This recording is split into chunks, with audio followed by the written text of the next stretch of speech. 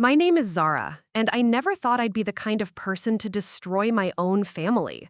But sometimes, when you're pushed beyond every boundary you thought existed, when someone crosses a line so unforgivable that it threatens the most precious thing in your world, you discover just how far you're willing to go for justice. But before we jump back in, tell us where you're tuning in from. And if this story touches you, make sure you're subscribed, because tomorrow, I've saved something extra special for you. It was a Tuesday evening in March when my 3-year-old son Eli almost died because of my brother's arrogance. What started as a simple family babysitting favor turned into a nightmare that would tear our family apart and reveal truths I wish I'd never had to face. This is the story of how I went from being the accommodating sister, the one who always bent over backward to keep the peace, to the woman who brought an entire family empire crashing down with a single phone call. The morning it all began, I was rushing around my apartment in downtown Portland, trying to get ready for the biggest presentation of my career. I worked as a pharmaceutical safety consultant, and after 3 years of building my reputation, I finally had the chance to present my findings to the FDA about a major drug recall that could save thousands of lives. My research had uncovered dangerous side effects that the manufacturer had tried to bury, and this presentation could change everything. My usual babysitter had called in sick, and I was scrambling for options when my phone rang. It was my older brother Marcus, calling from his sprawling estate in the hills overlooking the city. Marcus had always been the golden child, the one who inherited our grandfather's pharmaceutical empire, while I chose to work independently, much to my family's dismay. They never understood why I'd walk away from the family business to work as what they called a glorified whistleblower. "Zara, you sound stressed," Marcus said, his voice carrying that familiar tone of superiority that had grated on me since childhood. "Everything okay?" I explained my situation, how important this presentation was, how I couldn't find anyone to watch Eli on such short notice. There was a pause, and then Marcus surprised me. "Bring him here," he said. "Sarah's working from home today anyway. She can keep an eye on him while you do your thing. Consider it my contribution to your little crusade." His wife, Sarah, had never particularly warmed to me, but she'd always been decent enough around Eli. And Marcus, despite his condescending attitude, had never given me reason to doubt his judgment when it came to basic safety. He was a father himself, after all, with 2 teenage daughters from his first marriage. "Are you sure?" I asked, already grabbing Eli's diaper bag. "He's been a bit cranky lately, not sleeping well. He might be fussy." "Zara, relax. We've raised kids before. A few hours with a 3-year-old won't kill us. Besides, it's about time the family did something to support your work, even if we don't always understand it." I should have recognized the subtle dig, but I was too grateful and too pressed for time to care. I packed Eli's favorite snacks, his stuffed elephant, and explicit instructions about his schedule. He'd been going through a difficult phase, waking up multiple times a night, throwing tantrums during the day. The pediatrician said it was normal for his age, but it had been wearing me down. When I dropped Eli off at Marcus's house, the place looked as imposing as ever. The Mediterranean-style mansion sat on 5 acres, with manicured gardens and a circular driveway that could accommodate a dozen cars. It was the kind of house that screamed old money, inherited privilege, everything I'd walked away from when I chose my own path. Sarah met me at the door, her blonde hair pulled back in a perfect ponytail, wearing yoga clothes that probably cost more than my monthly grocery budget. She was polite but distant, the way she'd always been with me. There was something in her eyes I couldn't quite read, a kind of resigned irritation, as if my presence was disrupting her perfectly ordered day. "He should go down for a nap around 1, I told her, kneeling down to give Eli a hug. "And if he gets fussy, sometimes a little walk around the garden helps. Oh, and he's been having trouble with loud noises lately, so maybe keep the TV volume down." Sarah nodded impatiently. "Zara, we've got this. Go save the world or whatever it is you do." I kissed Eli goodbye, promising I'd be back by 5, and drove toward downtown with a knot in my stomach I couldn't quite explain. Maybe it was just pre-presentation nerves, but something felt off. I tried to shake the feeling as I walked into the federal building, my briefcase full of evidence that could take down one of the country's largest pharmaceutical companies. The presentation went better than I could have hoped. The FDA officials were engaged, asking pointed questions about my research, taking detailed notes about the drug's undisclosed side effects. I had documentation showing that the company knew about increased suicide rates in teenagers, cardiovascular problems in elderly patients, and severe withdrawal symptoms that could last for months. It was the kind of work that had made me enemies in the industry, but it was also why I got up every morning. During a break, I checked my phone. No messages from Sarah or Marcus. I took that as a good sign and dove back into the afternoon session, where we discussed the timeline for the recall and the potential legal ramifications for the manufacturer. It was nearly 4:30 when my phone started buzzing. Sarah's name flashed on the screen, and my heart immediately began racing. I excused myself from the meeting and stepped into the hallway. "Sarah, what's wrong?" Her voice was shaky, panicked in a way I'd never heard before. "Zara, you need to come now. Something's wrong with Eli. He won't wake up." The world tilted. "What do you mean he won't wake up? Sarah, what happened?" "He was being so fussy after lunch, crying and throwing himself around. Marcus thought maybe he just needed to calm down, so he gave him something to help him sleep. But now we can't wake him up, and he's breathing really slowly, and I think we should call—" "What did he give him?" I was already running toward the elevator, my briefcase forgotten in the conference room. "Sarah, what exactly did Marcus give my son?" There was a pause, and when she spoke again, her voice was barely a whisper. "Some of his sleep medication. Just a little bit. He said it would help." I felt like I was going to vomit. "His sleep medication? Sarah, that's for adults. How much did he give him?" "I don't know, Zara. Maybe half a pill? Marcus said it was fine, that kids take adult medications all the time at smaller doses. But he's so small, and he won't wake up, and—" I hung up and called 911, giving them Marcus's address while I ran to my car. My hands were shaking so badly I could barely get the key in the ignition. Half a pill of adult sleep medication could kill a 3-year-old. How could Marcus not know that? How could he be so reckless, so monumentally stupid? The drive to the house was the longest 20 minutes of my life. I ran every red light, took corners on 2 wheels, and called Marcus's phone over and over again, but it went straight to voicemail. When I finally pulled into the circular driveway, I saw the ambulance already there, its lights flashing red and blue against the white columns of the house. I ran through the front door and found chaos. Paramedics were working over Eli's tiny form on the marble floor of the foyer, checking his pulse, his breathing, shining lights in his unresponsive eyes. He looked so small, so pale, like a broken doll.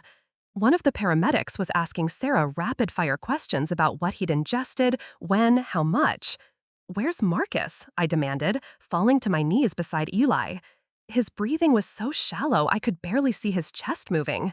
"He left," Sarah said, wrapping her arms around herself. "When we realized how bad it was, he said he had to go handle something at the office. He said you'd understand, that these things happen." These things happen. My son was potentially dying because of my brother's negligence, and he'd left to handle something at the office? I wanted to scream, to hit something, but all my focus had to be on Eli. The paramedics lifted him onto a stretcher, and I climbed into the back of the ambulance, holding his little hand as we raced toward the children's hospital.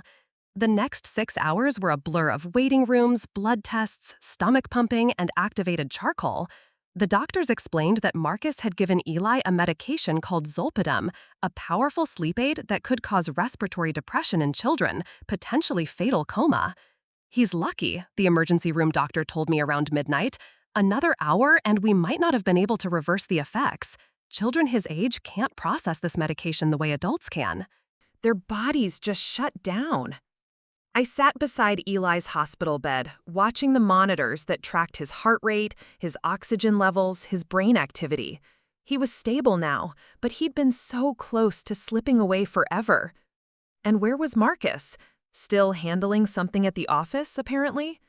It wasn't until the next morning that he finally showed up, strolling into the hospital room like he was visiting a friend with the flu. He was wearing a fresh suit, his hair perfectly styled, carrying coffee and what looked like legal documents. "How's the little guy?" he asked casually, as if Eli had scraped his knee rather than nearly died from medication poisoning. I stared at him in disbelief. "How's the little guy? Marcus, you almost killed my son. Do you understand that? The doctor said another hour and he could have died." Marcus waved his hand dismissively. But he didn't die, did he? Look, Zara, I know you're upset, but accidents happen. Sarah told me you were being dramatic about it. Kids are resilient. He'll be fine. Dramatic? I stood up slowly, my voice deadly quiet. You gave a 3-year-old adult medication without consulting anyone. You left when you realized what you'd done. And you think I'm being dramatic? I had to meet with the lawyers, Marcus said, as if that explained everything. There are protocols when these situations arise. We had to make sure everything was handled properly. That's when it hit me. The legal documents in his hand, the meeting with lawyers, the casual attitude about what had happened. This wasn't about Eli's well-being at all. This was about protecting Marcus, protecting the family business, protecting their reputation. You're worried about liability, I said. It wasn't a question. Marcus had the grace to look slightly uncomfortable. Zara, you have to understand. The family business can't afford this kind of scrutiny right now. We're in the middle of several major deals, and if word gets out that there was some kind of incident, I felt something cold and hard settling in my chest. My son almost dying isn't an incident, Marcus. It's criminal negligence. Now that's going too far. His voice turned sharp, authoritative, the tone he used in boardrooms when someone questioned his decisions. I made a judgment call. Maybe it wasn't perfect, but I was trying to help. You're the one who dropped him off because you couldn't handle your own responsibilities. The accusation hit like a slap. He was blaming me for his decision to drug my child. I looked at him standing there in his expensive suit, more concerned about his business deals than the fact that Eli was lying in a hospital bed because of his reckless stupidity. I want you to leave, I said quietly. Zara, let's be reasonable. Get out. My voice was louder now, carrying across the pediatric ward. Get out before I call security. He left, but not before dropping a business card on the bedside table. His lawyer's information, just in case I needed to discuss the situation with someone who could help us find a solution that works for everyone. I stared at that card for a long time after he left. A solution that works for everyone? What he meant was a solution that protected him and left me with nothing but the trauma of almost losing my son. That's when my phone started ringing. First my mother, then my father, then various aunts and uncles and cousins I hadn't heard from in months. The family network was mobilizing, and the message was consistent. These things happen, Marcus feels terrible, we need to keep this private, think about the family reputation, don't let emotions cloud judgment, consider what's best for everyone. What's best for everyone? Not what's best for Eli, who was still recovering from medication poisoning. Not what's best for me, as a mother who'd nearly lost her child. What's best for the family business, the family name, the family money? My father arrived that evening, his silver hair perfectly groomed, his manner grave but controlled. He'd always been the patriarch, the one who made the final decisions about family matters. He pulled up a chair beside Eli's bed and studied my son with the detached interest of someone evaluating a business problem. He looks good, Dad said finally. Strong. Kids bounce back from these things faster than adults do. I didn't respond. I just sat there holding Eli's hand, listening to the steady beep of the monitors. Marcus told me what happened, Dad continued. Unfortunate situation. But these things happen when you're dealing with children. They're unpredictable, hard to manage. Marcus was trying to help. By giving him adult medication? By trying to calm him down when he was being disruptive. Maybe his methods weren't ideal, but his intentions were good. I turned to look at my father, this man who'd built a pharmaceutical empire, who knew better than almost anyone the dangers of giving medications to people they weren't prescribed for. Dad, he could have died. But he didn't. Dad's voice was patient, as if he were explaining something simple to a child. And now we need to think about how to move forward in a way that doesn't destroy the family over a mistake. A mistake that nearly killed my son? An accident, Zara, a tragic accident that we can all learn from. But if you pursue this legally, if you involve the authorities, you're not just hurting Marcus, you're hurting the whole family. The business employs hundreds of people. Your cousins depend on family trusts for their children's education. Your mother's medical care is funded by company benefits. I felt the familiar pressure. the way the family had always operated. Everything was interconnected. Every decision had to be weighed against its impact on the greater good of the family unit. Individual needs, individual justice, individual pain, it all came second to protecting the whole. What are you asking me to do? Dad reached into his jacket and pulled out a folder. Marcus's lawyers have drafted an agreement. The family will cover all of Eli's medical expenses, plus additional compensation for your time and stress. In return, you agree not to pursue criminal charges or civil litigation. It's generous, Zara, more than generous. I opened the folder and saw the number at the bottom of the agreement. It was substantial, enough to pay off my student loans, buy a house, set up a college fund for Eli. It was also hush money, pure and simple. You want me to sign away my right to hold Marcus accountable for poisoning my son? I want you to accept that mistakes happen and move forward in a way that protects everyone involved, including Eli. Do you really want him growing up with this family torn apart? Do you want him to know that his mother destroyed his uncle's life over an accident? The manipulation was subtle but effective. Frame it as protecting Eli. Make me the villain if I pursue justice. Make me responsible for destroying the family if I didn't accept their terms. It was the same pattern I'd experienced my whole life. The way they'd always managed to make me feel selfish for wanting independence, ungrateful for questioning their decisions. I need time to think. Dad nodded. Of course. But Zara, don't take too long. The longer this situation remains unresolved, the more complicated it becomes for everyone. After he left, I sat in the dim hospital room, watching Eli sleep peacefully for the first time in days. The medication had finally cleared his system, and his breathing was normal again. He looked so innocent, so trusting, completely unaware that his own family had put him in danger and was now trying to cover it up. I thought about the pharmaceutical company I'd been investigating, the way they'd hidden dangerous side effects to protect their profits. I thought about all the families who'd lost children to medications that should never have been prescribed, and how those families had been silenced by legal agreements and financial settlements. I'd spent my career fighting against exactly this kind of corruption, this willingness to sacrifice individual lives for institutional protection. And now my own family was asking me to do the same thing. The next morning brought a parade of family visitors, each with their own version of the same message. Marcus's wife Zara came with tears and apologies, explaining how sorry Marcus was, how he'd never forgive himself, how he'd learned his lesson. My cousin Jennifer, whose children attended private school on family money, gently suggested that sometimes forgiveness was more important than justice. My Aunt Margaret, who lived in a condo the family trust had bought for her, reminded me how much the family had always supported my independence and how they hoped I'd support them now. Each conversation felt like another weight on my chest, another link in a chain designed to keep me silent. They weren't asking me to forgive Marcus. They were asking me to pretend what he'd done wasn't serious, wasn't criminal, wasn't worth pursuing. But the conversation that broke something inside me came from my mother. She arrived on the third day, when Eli was finally alert and playing with toys I'd brought from home. Mom had always been the peacekeeper, the one who smoothed over family conflicts and maintained relationships. She was also the one person in the family I'd always trusted to put family love above family business. "He looks wonderful," she said, settling into the chair beside me.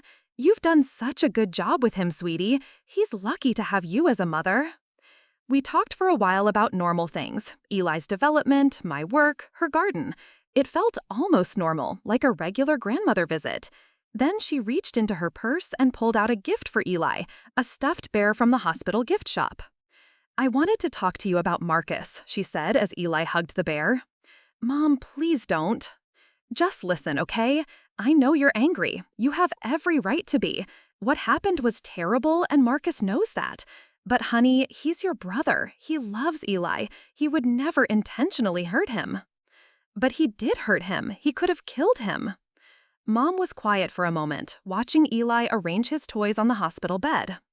"When you were 3, she said finally, you fell down the stairs at your grandmother's house, broke your arm in 2 places. I was supposed to be watching you, but I was in the kitchen talking to my sister. I felt guilty about that for years. That's not the same thing, Mom. You didn't give me medication that could have killed me. No, but the outcome could have been just as serious. The point is, when you love children, sometimes you make mistakes. Sometimes those mistakes have serious consequences. But if we destroyed every relationship over every mistake, we'd all be alone. I felt tears starting to build behind my eyes. This was my mother, the one who'd raised me, who'd always been my advocate, and she was asking me to let this go. Marcus isn't just sorry, Zara. He's devastated. He hasn't slept since it happened. Sarah says he sits up all night reading about medication safety, trying to understand how he could have been so wrong. He wants to make this right. Then he can face the consequences of what he did. Mom reached over and took my hand. And what will those consequences accomplish? Will they bring back the hours you spent terrified in this hospital? Will they make Eli safer? Or will they just destroy a family that loves you both? I pulled my hand away. They might prevent Marcus from doing this to another child. They might make him think twice before he decides he knows better than doctors and pharmacists and every warning label that says keep out of reach of children. He's learned that lesson, honey. Trust me, he'll never make this mistake again. How do you know that? Mom was quiet for a long moment. Then she said the words that would haunt me for weeks to come. Because he's a good man who made a bad decision, and good people deserve forgiveness. After she left, I sat in the quiet hospital room and realized that my family would never understand what Marcus had done to us. To them, it was a mistake, an accident, an unfortunate incident that had ended well enough. To me, it was a betrayal of the most fundamental trust, the trust that the people who love your child will protect him, not endanger him. But more than that, it was a revelation about how the family really operated. When one of their own crossed a line, when someone with power and privilege made a decision that hurt someone with less power, the response wasn't accountability. It was protection, rationalization, and pressure on the victim to prioritize family unity over individual justice. I'd seen this pattern in every pharmaceutical company I'd investigated. The executives who made dangerous decisions were protected by lawyers and legal settlements, while the families who suffered the consequences were pressured to stay quiet for the good of the company, the shareholders, the greater good. And now I was living it from the inside. That night, after Eli had fallen asleep clutching his new bear, I made a decision that would change everything. I pulled out my laptop and began researching everything I could find about medication poisoning in children, criminal negligence laws, and the legal precedents for prosecuting family members who endangered children. What I found made my blood run cold. Cases like ours happened more often than I'd imagined, and the outcomes usually followed the same pattern my family was trying to impose. Family pressure, financial settlements, charges dropped, never filed, perpetrators protected by their relationships with victims. But I also found something else. Stories of mothers who'd fought back, who'd refused to accept that family loyalty was more important than child safety. Some had won their cases, setting precedents that protected other children. Others had lost, but their efforts had raised awareness, changed policies, saved lives. I thought about the pharmaceutical executives I'd spent years investigating, the way they'd hidden behind corporate structures and legal protections while children died from their decisions. I thought about Marcus hiding behind family loyalty and financial settlements while Eli recovered from his reckless endangerment. And I realized that I'd spent my entire career fighting against people exactly like my own brother. The next morning, I called the one person I knew would understand. Dr. Sarah Chen was a pediatric toxicologist I'd worked with on several cases involving medication poisoning. She'd been one of the expert witnesses in a landmark case against a company that had marketed adult antidepressants to teenagers without proper safety testing. "Zara, I heard what happened," she said as soon as she picked up the phone. "How's Eli doing?" I brought her up to speed on his condition, the treatment he'd received, his prognosis for full recovery. "Thank God you got him to the hospital when you did," she said. "Zolpidem poisoning in toddlers, we see maybe 2 or 3 cases a year, and they don't all end well." Preparing and narrating this story took us a lot of time, so if you're enjoying it, Subscribe to our channel, it means a lot to us. Now back to the story.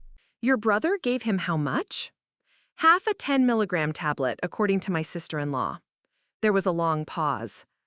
Zara, that's 5 times the maximum dose we'd ever consider for a child his age, and we'd never consider it at all.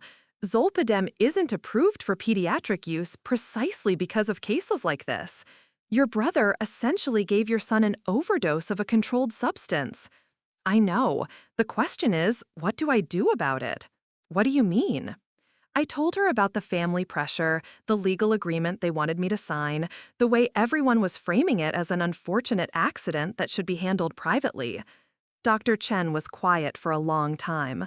Then she said, Zara, in my professional opinion, what your brother did constitutes criminal negligence. If I saw a case like this come through the ER with a non-family member as the perpetrator, I'd be mandated to report it to Child Protective Services and the police. But because he's family, that doesn't change the medical facts. It doesn't change the fact that an adult made a decision to give a controlled substance to a child without medical supervision, without understanding the dosage, without considering the consequences. The only difference is that you have the power to decide whether to pursue it. My family thinks I should let it go, for Eli's sake, for the family's sake. What do you think? I looked at Eli, who was sitting up in bed now, coloring in a book one of the nurses had brought him. He looked healthy, normal, like nothing had ever happened. But I knew that wasn't true. I knew how close we'd come to losing him, and I knew that Marcus had been willing to risk that loss rather than deal with a fussy 3-year-old for a few hours. I think that if I don't hold him accountable, he might do it again. To another child, in another situation where he thinks he knows better than medical professionals. Then you know what you need to do. After I hung up, I sat for a long time thinking about the choice in front of me. I could sign the agreement, take the money, and try to move on with my life. Eli would recover, the family would stay intact, and I'd have financial security I'd never had before. Or I could do what I'd spent my career doing, hold powerful people accountable for decisions that endangered innocent lives, even when those powerful people were my own family. The decision should have been easy. After all, I'd built my career on exactly this kind of principle. But when the perpetrator is your brother, when the pressure comes from people who claim to love you, when the stakes include not just justice but family relationships and financial security, nothing feels easy. That's when I remembered something Dr. Chen had said during one of our previous cases. We'd been investigating a company that had hidden seizure risks in a children's medication, and I'd been frustrated by how long the legal process was taking. Justice isn't always fast, she'd told me, but it's always worth fighting for, especially when children are involved, because if we don't fight for them, who will? I looked at Eli again, so small and trusting, so completely dependent on the adults in his life to keep him safe. And I knew that if I didn't fight for him, if I let this slide because it was inconvenient or complicated or painful, I'd be failing in the most important job I'd ever had. That afternoon, when Marcus showed up with another legal document and another speech about family loyalty, I was ready for him. I've made my decision, I told him quietly, so as not to wake Eli, who was napping. Good, Marcus said, settling into the chair with obvious relief. I know this has been difficult, but you're doing the right thing for everyone involved. I'm not signing your agreement. The relief on his face turned to confusion, then concern. What do you mean? I mean, I'm filing a police report. And I'm pursuing criminal charges for child endangerment and reckless administration of a controlled substance. Marcus went very still. Zara, you can't be serious. Think about what you're doing. Think about the family. I am thinking about family. I'm thinking about my son, who could have died because of your decision. I'm thinking about what kind of mother I'd be if I let that slide because it's inconvenient for the family business. This is a mistake, Marcus said, his voice harder now. A huge mistake. You're going to regret this. Maybe, but I'll regret it less than I'd regret staying silent. Marcus stood up abruptly, knocking over the chair. You have no idea what you're starting, Zara. No idea what this will cost you. The family won't stand for this. They'll cut you off completely. You'll lose everything." I looked at him standing there, red-faced and threatening, and I saw him clearly for the first time in years. This wasn't grief or remorse or concern for Eli's well-being. This was panic about his own consequences, anger at being held accountable, rage at losing control of the situation. "Then I guess I'll find out who my real family is," I said quietly. He left without another word, but I knew this was far from over. I knew the pressure would only intensify, the consequences would multiply, and the battle lines would be drawn more clearly than ever. But I also knew something else. For the first time in my life, I was choosing my son over my family of origin. I was choosing justice over convenience, truth over loyalty, accountability over protection. And even though I had no idea what that choice would cost me, I knew it was the right one. Because some lines can't be uncrossed, some betrayals can't be forgiven, and some principles are worth losing everything to defend. The real fight was just beginning. The call came at 6 in the morning, 3 days after I'd told Marcus I was filing charges. I was sitting in the hospital cafeteria, drinking terrible coffee, and trying to summon the energy for another day of medical consultations and legal preparations. The number on my phone was one I hadn't seen in months, but I recognized it immediately. Richard Blackstone, CEO of Meridian Pharmaceuticals, the company whose drug recall I'd been instrumental in pushing through the FDA. "Miss Rivera," his voice was smooth, professional, with just a hint of something I couldn't quite identify. "I hope I'm not calling too early. I heard about your family situation. How is your son doing?" The fact that he knew about Eli at all sent a chill down my spine. Blackstone and I had been on opposite sides of a brutal legal battle for over a year. His company had fought every step of my investigation, challenged every piece of evidence, spent millions trying to discredit my research. We weren't exactly on friendly terms. "He's recovering, thank you," I said carefully, "though I'm surprised you heard about it. It's been kept relatively private." Portland's a small city in some ways. Word travels, especially in pharmaceutical circles. "Your brother Marcus works for Genentech Industries, doesn't he? They're one of our partners in several ongoing clinical trials." There it was, the connection I hadn't seen coming. Marcus's company wasn't just any pharmaceutical business. It was directly connected to the very industry I'd been fighting against, the network of companies and executives who'd been trying to destroy my credibility for years. "Mr. Blackstone, if you're calling to gloat about my personal problems—" "Quite the opposite," he interrupted smoothly. I'm calling because I think we might be able to help each other. You see, I've been doing some research into your brother's company since I heard about your situation. Interesting operation they're running up there. Very innovative approaches to pediatric medication development." My blood went cold. What kind of approaches? Oh, you know how these smaller firms operate. Sometimes they cut corners on safety protocols, rush medications to market without proper testing.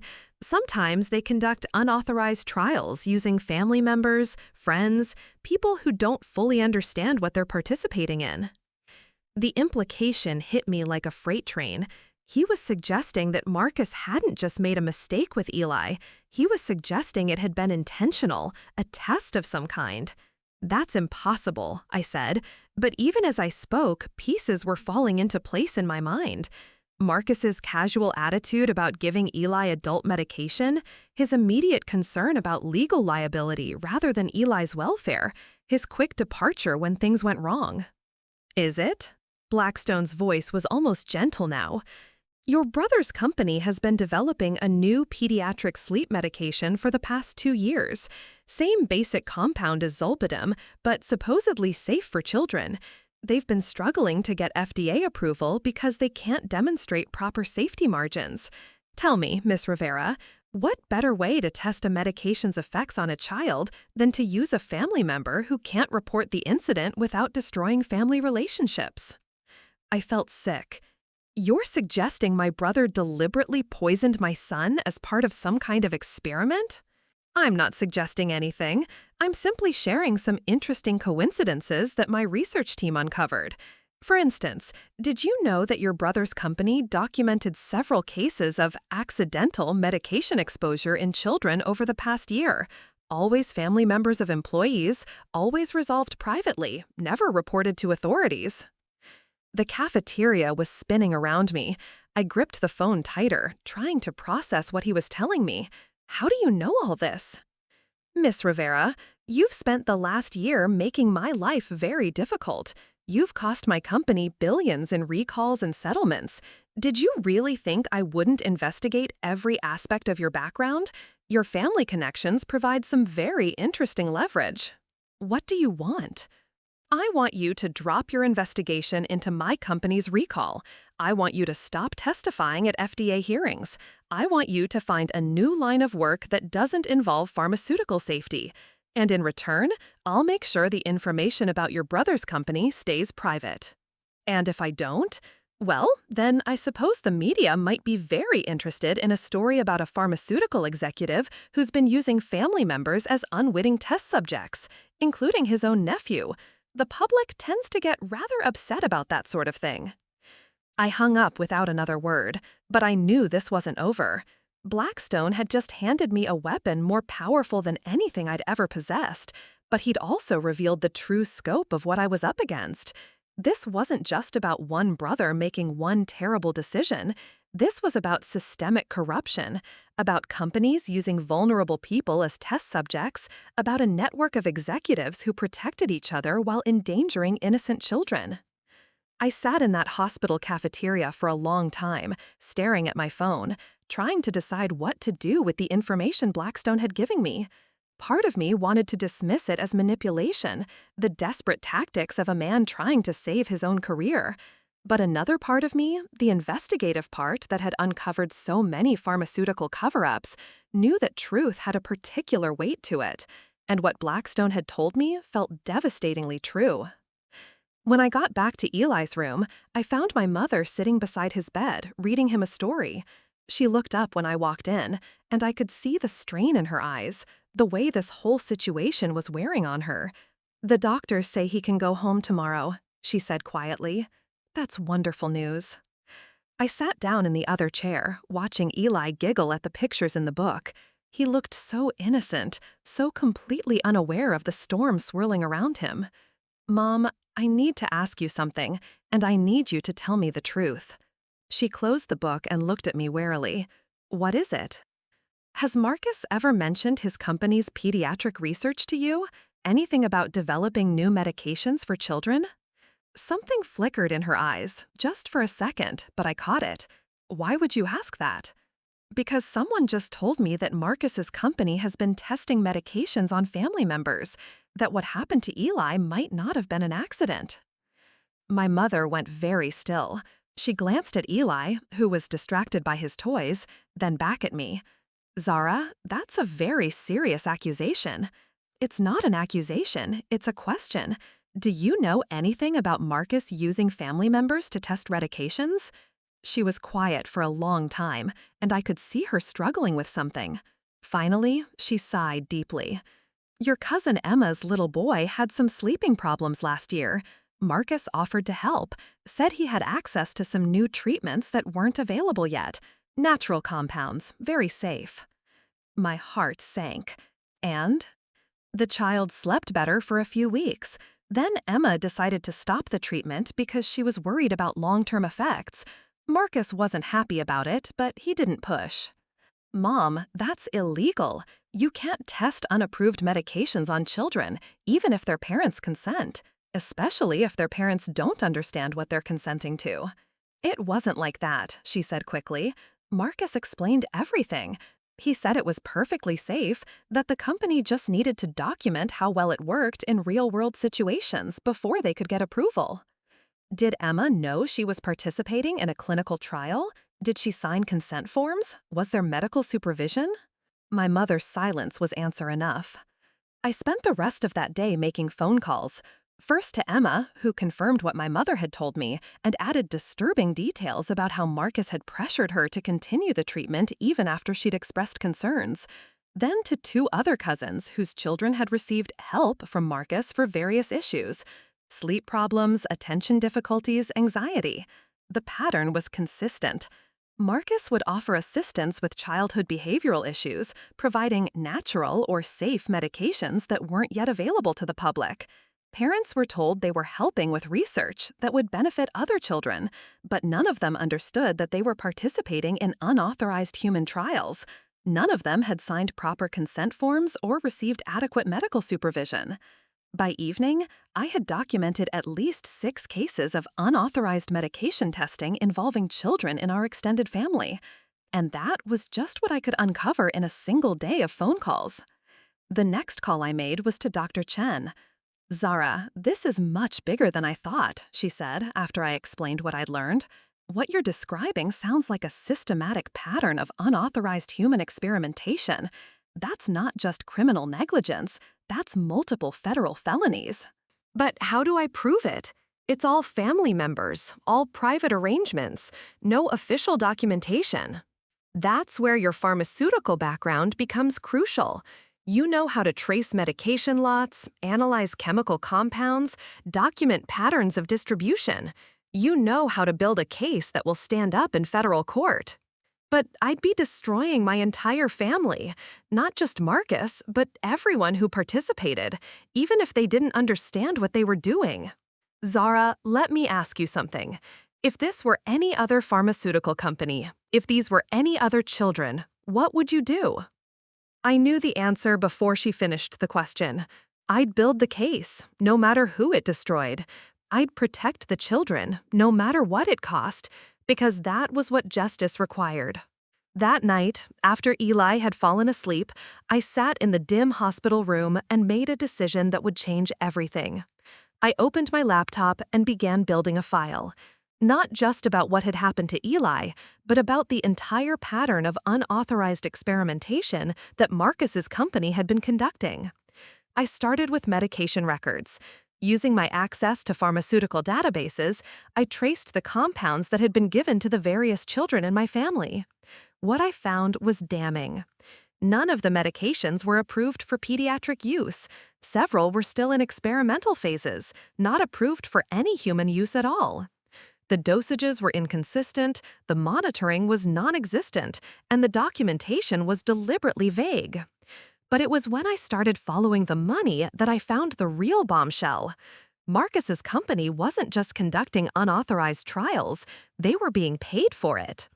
Jeanette Tech Industries had contracts with 3 major pharmaceutical companies, including Blackstone's Meridian, to provide real-world effectiveness data on experimental compounds. The payments were structured as consulting fees, but the timing aligned perfectly with the periods when various family members' children had been given experimental treatments. My brother hadn't just risked Eli's life out of ignorance or convenience, he'd risked it for profit. The documentation took me 3 days to compile. Medical records, financial transactions, communication logs, witness statements from family members who'd participated in the informal trials. By the time I was finished, I had evidence of a criminal enterprise that had been operating for over 2 years, putting dozens of children at risk for financial gain. The question now was what to do with it. I could take it to the FBI, who handled pharmaceutical crimes. I could contact the FDA's criminal investigation unit. I could reach out to journalists who specialized in corporate malfeasance. Each option would result in different consequences, different levels of publicity, different impacts on my family. Or I could use it as leverage. That's when I remembered Blackstone's phone call, his attempt to use information about Marcus's company to silence me. He thought he was giving me a weapon to use against Marcus, not realizing that the weapon was actually pointed at his own company.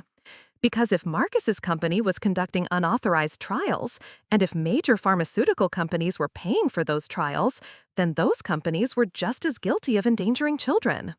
I picked up my phone and called Blackstone back. "Ms. Rivera," he answered on the first ring, "I was hoping to hear from you. Have you considered our conversation?" "I have," I said, "and I think we need to meet in person. There are some things you need to see." "Oh, I don't think that's necessary. This can be handled quite simply. You drop your investigation, I keep quiet about your brother's activities. Everyone wins." "Mr. Blackstone, you misunderstand the situation. I'm not calling to negotiate my surrender. I'm calling to discuss yours." There was a long pause.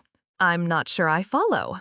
Jeanette Tech Industries has contracts with Meridian Pharmaceuticals to provide real-world effectiveness data on experimental compounds, data that was gathered through unauthorized human trials conducted on children.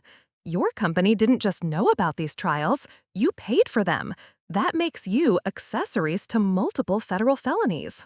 The silence on the other end of the line stretched for nearly a minute. When Blackstone finally spoke, his voice was carefully controlled. That's a very serious allegation, Ms. Rivera. I hope you have evidence to support it. I have 3 years' worth of financial records, communication logs, and medical documentation. I have witness statements from parents who were deceived about the nature of the treatments their children received. I have chemical analyses proving that the medications administered were experimental compounds not approved for human use. What do you want? I want your company to voluntarily submit to a complete FDA audit of all experimental programs. I want you to terminate any contracts involving unauthorized human trials.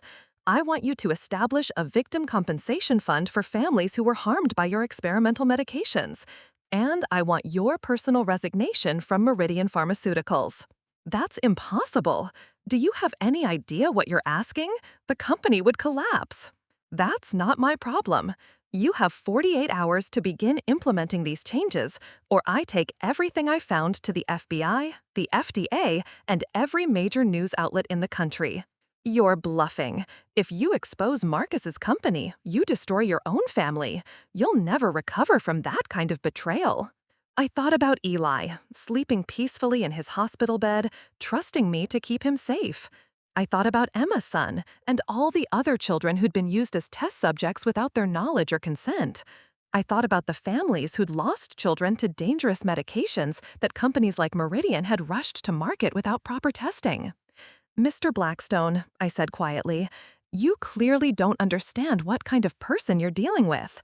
I've spent my career destroying companies that endanger children. The fact that my own family is involved doesn't change my principles. It just makes this personal.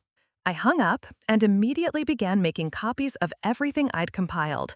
Digital files uploaded to secure cloud storage, physical documents copied and stored in multiple locations, witness statements recorded and backed up. If Blackstone thought he could intimidate me or make the evidence disappear, he was about to learn otherwise. The next morning, I called my attorney.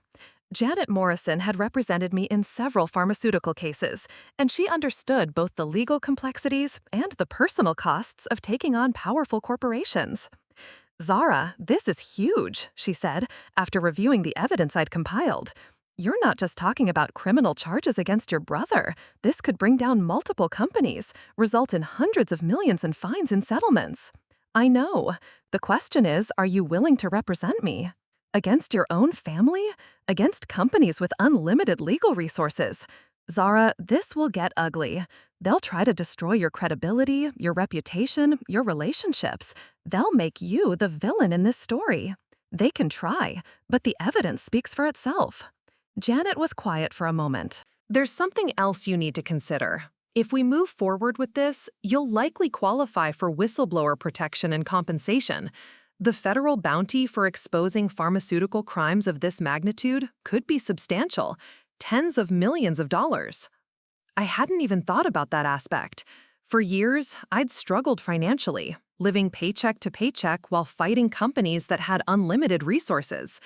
The irony wasn't lost on me that bringing down my own family's criminal enterprise might finally provide the financial security I'd never had. That's not why I'm doing this, I said. I know, but it's something to keep in mind when they start pressuring you to back down. That afternoon, I got a call from my father. His voice was tighter than I'd ever heard it, controlled in a way that suggested barely contained rage. We need to talk, he said. All of us. Family meeting tonight at Marcus's house. I don't think that's a good idea, Dad. It's not a request, Zara. If you want to remain part of this family, you'll be there. 8 o'clock. The threat was implicit but clear. Comply or be cut off completely. It was the same ultimatum I'd been hearing my whole life, the way the family had always maintained control over individual members who stepped out of line. For the first time, I realized I didn't care about the threat anymore. No, I said, simply. Excuse me? I said, no, I'm not coming to your family meeting. I'm not going to sit there while you all try to convince me to cover up crimes against children. I'm not going to pretend that what Marcus did was acceptable just because he's family.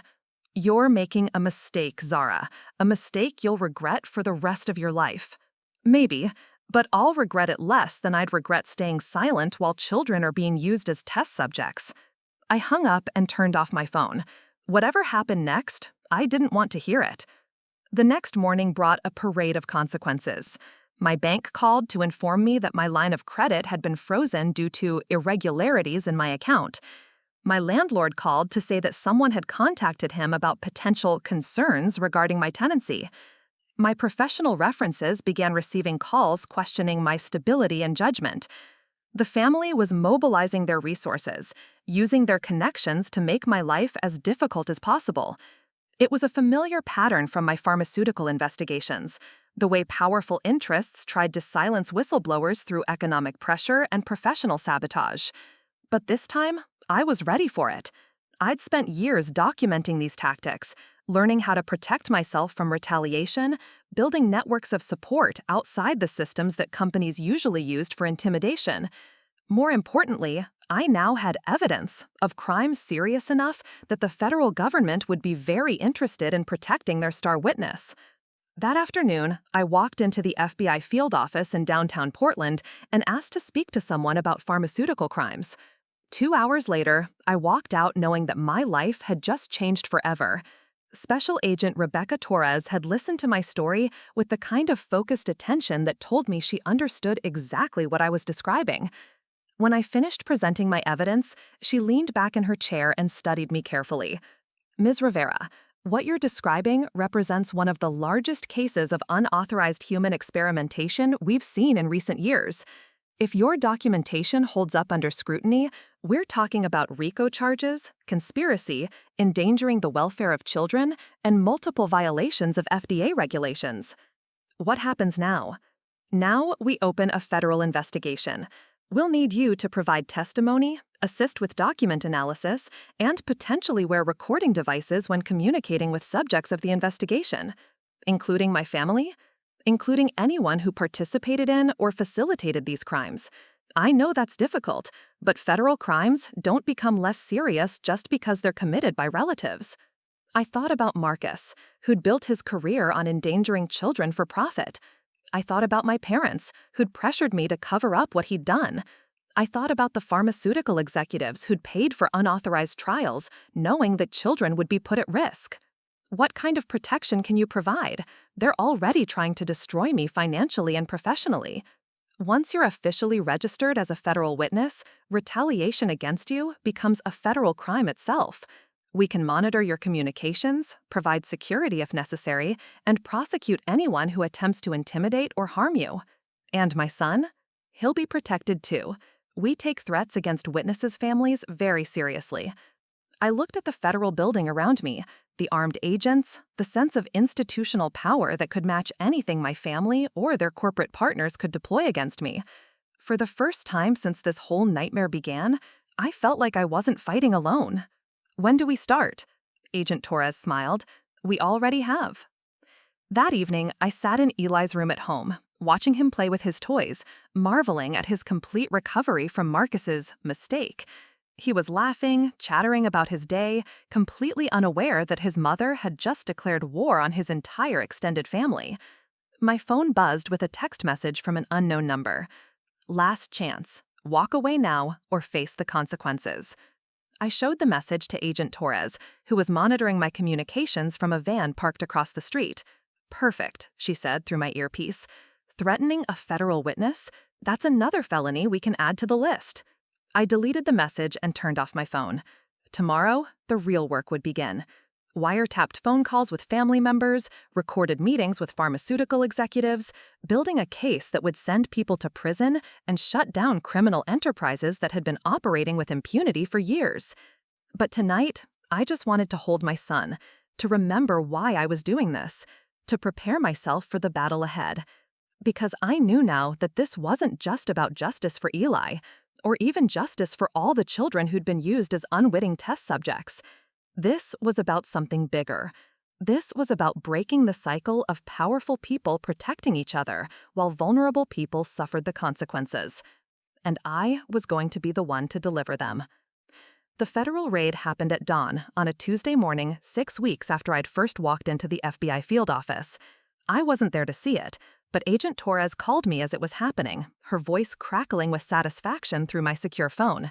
"We've got teams at Genentech Industries, Meridian Pharmaceuticals, and 12 other locations simultaneously," she said. "Your brother's house, his office, 3 laboratory facilities, and the homes of 8 other executives. This is the largest coordinated pharmaceutical crime bust in Oregon history." I stood in my kitchen, holding Eli while he ate his breakfast, watching the news vans race past my window toward Marcus's neighborhood. The local stations had picked up the story within hours, but they only had fragments. Federal agents executing search warrants, allegations of unauthorized medical experimentation, connections to major pharmaceutical companies under investigation. What they didn't know yet was that I was the source who'd brought it all down. "How much did they find?" I asked Agent Torres. "More than we expected. Your brother apparently kept meticulous records of everything: financial transactions, medical data, communication logs with pharmaceutical executives. He'd documented his crimes in detail. Why would he do that? Insurance, probably. If he ever got caught, he'd have evidence to implicate his partners. Unfortunately for him, that evidence is now ours." By noon, the story had gone national. CNN was running segments about pharmaceutical companies using children as unwitting test subjects. The FDA had issued emergency statements about investigating unauthorized clinical trials. Stock prices were plummeting for every company mentioned in the initial reports. And still, nobody knew I was the whistleblower who'd started it all. That changed when Marcus called me that afternoon. His voice was raw, desperate, nothing like the confident executive who'd tried to silence me weeks earlier. "Zara, please tell me you didn't do this. Please tell me my own sister didn't destroy everything I've built." "I didn't destroy anything, Marcus. I just stopped protecting it." "Do you have any idea what you've done? They arrested me this morning. Handcuffs, perp walk, the whole thing. My daughters watched their father get dragged away by federal agents." I felt a stab of pain thinking about his teenage girls, but I pushed it aside. "Your daughters watched their father face consequences for endangering children. Maybe that's a lesson they needed to learn." "Endangering children?" His voice cracked. "I was developing medications to help children. Everything I did was about making life better for kids like Eli." "You used Eli as a test subject, Marcus. You gave him experimental medication without consent, without medical supervision, without any regard for his safety. That's not helping children, that's exploiting them." "It was one mistake, Zara, one error in judgment, and you've destroyed my entire life over it." "It wasn't one mistake. I know about Emma's son, about David's daughter, about at least 15 other children you used as test subjects over 2 years. This was systematic criminal activity, not a mistake." The silence on the other end stretched long enough that I thought he'd hung up. When he finally spoke, his voice was barely a whisper. "How did you find out about the others?" "The same way I find out about everything, Marcus. I investigated. I followed the evidence. I built a case." "You're going to testify against me?" It wasn't a question. He already knew the answer. "Yes." "Against your own brother? Against your own family?" "Against someone who hurt my child and dozens of other children for money. The fact that you're my brother just makes it more necessary, not less." He hung up without another word. 20 minutes later, my mother called. "How could you do this to us?" she said without preamble. "How could you betray your own family like this?" "I didn't betray anyone, Mom. I protected children from people who were exploiting them." "You destroyed your brother's life. You destroyed his children's lives. Sarah called me crying, saying they'll lose everything, the house, the business, their entire future." They should have thought about that before they decided to use children as test subjects. He was trying to help those children. He was developing better medications, safer treatments. You've turned him into some kind of monster when all he wanted to do was make the world better. I could hear the genuine anguish in her voice, and it cut deeper than any of Marcus's threats or manipulations. My mother really believed what she was saying. She'd convinced herself that Marcus was a hero rather than a criminal, that I was the villain for exposing him. Mom, he gave Eli medication that nearly killed him. He did the same thing to other children, repeatedly, for money. That's not helping anyone. It was research, Zara, medical research that could have saved thousands of lives, but you've destroyed it all because you can't forgive one mistake. Medical research requires consent, supervision, safety protocols. What Marcus did was criminal experimentation on unwitting subjects. There's a difference. The only difference is your perspective. You've always resented this family, always felt like you had to prove you were better than us. This is just your way of getting revenge. The accusation hit me like a physical blow. For a moment, I wondered if she was right. Had I pursued this case because I genuinely wanted to protect children, or because I wanted to hurt the family that had never fully accepted me? But then I looked at Eli, playing happily on the living room floor, completely recovered from his ordeal, but still vulnerable to anyone who might decide his well-being was less important than their ambitions. And I knew that whatever my motivations, what I'd done was right. Believe whatever you need to believe, Mom, but I'm not going to apologize for stopping people who were hurting children. You're not going to have a family anymore either. We can't forgive this, Zara. What you've done is unforgivable. She hung up before I could respond. Within an hour, I'd received similar calls from my father, 3 aunts, 4 cousins, and Marcus's wife. The message was consistent. I was cut off, disowned, banished from the family for betraying one of their own. It should have devastated me.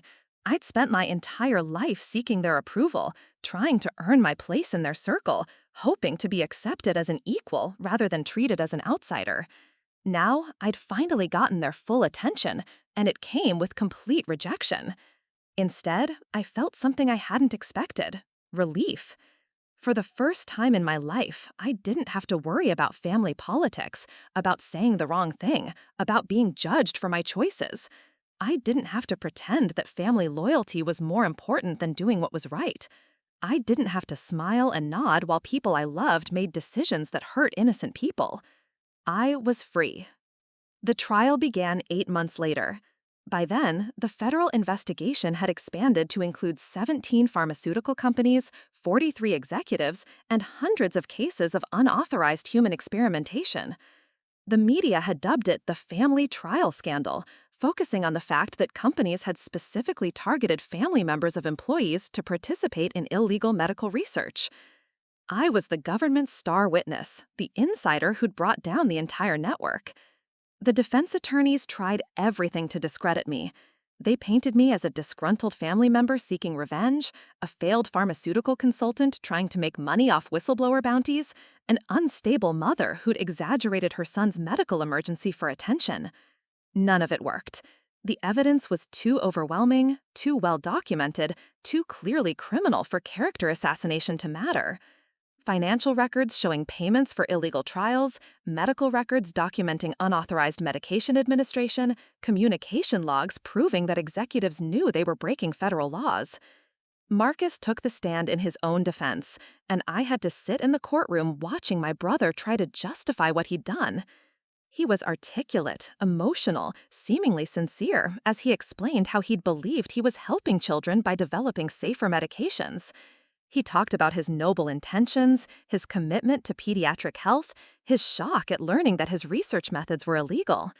He never mentioned the money. He never acknowledged that he'd been paid millions for conducting unauthorized trials. He never admitted that profit, not pediatric health, had been his primary motivation. When it was my turn to testify, I spoke directly to the jury about what it felt like to watch my son fight for his life because someone had given him experimental medication without consent.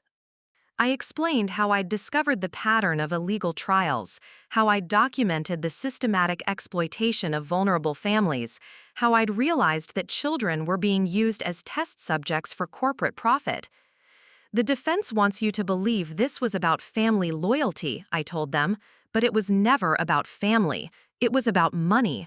It was about pharmaceutical companies paying for illegal research data, and it was about executives like my brother who were willing to endanger children to provide that data. Family loyalty doesn't mean protecting people who hurt children. It means protecting the children from people who would hurt them. The jury deliberated for less than 6 hours, guilty on all counts for Marcus and 14 other executives. Conspiracy, racketeering, endangering the welfare of children, conducting unauthorized medical research, and multiple violations of FDA regulations. Marcus was sentenced to 12 years in federal prison. His pharmaceutical company was shut down, its assets seized to pay victim compensation. The other executives received sentences ranging from 8 to 15 years. 3 major pharmaceutical companies paid a combined total of $2 billion in fines and settlements, and I received the largest whistleblower bounty in pharmaceutical history, $47 million. The money felt surreal at first. After years of struggling financially, suddenly I had more wealth than I'd ever imagined. Enough to buy a house, start a college fund for Eli, never worry about medical bills or legal fees again. Enough to be truly independent, to make choices based on principles rather than necessity. But the real victory wasn't financial. It was watching the changes that followed the trial. New federal regulations requiring stricter oversight of pharmaceutical research, enhanced penalties for unauthorized human experimentation, mandatory reporting requirements for any adverse events involving experimental medications. Most importantly, a new federal task force dedicated to investigating pharmaceutical crimes against children, with me as its lead consultant. The family never forgave me. Even after the trials, even after the evidence of systematic child endangerment was public knowledge, they maintained that I'd betrayed them for money. Marcus's wife filed for divorce while he was in prison. His daughters changed their last names and moved across the country to live with relatives who weren't associated with the scandal. My parents sent me a letter on Eli's 4th birthday, explaining that they couldn't be part of our lives anymore. They couldn't forgive what I'd done to Marcus, couldn't accept that their son and brother was a criminal rather than a victim of my ambition. I kept the letter for a few days, reading it over and over, looking for some sign that they understood why I'd made the choices I had. But it was clear that they never would. To them, I would always be the daughter who'd destroyed the family for money, who'd chosen strangers over blood relatives, who'd betrayed everything they'd taught me about loyalty and forgiveness. They were wrong, but I stopped trying to convince them otherwise. Instead, I focused on building a new life. Eli and I moved to Seattle, where I opened a consulting firm specializing in pharmaceutical safety and whistleblower protection. My first clients were other parents who'd discovered that their children had been used in unauthorized medical trials. Within 2 years, I was representing families across the country, helping them navigate federal investigations, supporting them through the process of seeking justice. The work was harder than anything I'd done before, but also more meaningful. Every case reminded me why I'd chosen to fight my own family, why I'd been willing to lose everything to protect children from pharmaceutical exploitation. One evening, when Eli was 6 years old, he asked me about his uncle Marcus. He'd heard other kids at school talking about their uncles, and he wondered why he didn't see his.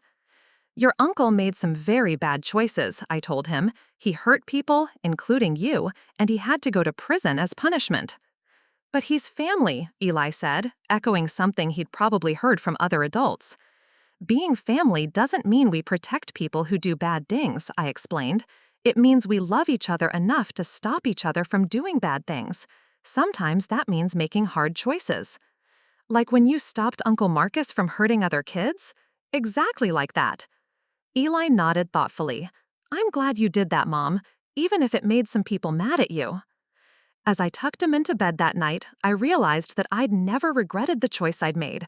Not when the family cut me off, not when the legal battles dragged on for years, not when the media scrutiny made simple activities like grocery shopping into public spectacles. Because every time I looked at Eli, healthy and safe and unaware of how close he'd come to becoming another casualty of pharmaceutical greed, I knew that I'd done the right thing. The final vindication came 3 years later, when the federal task force I'd helped establish uncovered another network of unauthorized medical trials, this one involving hundreds of children across multiple states.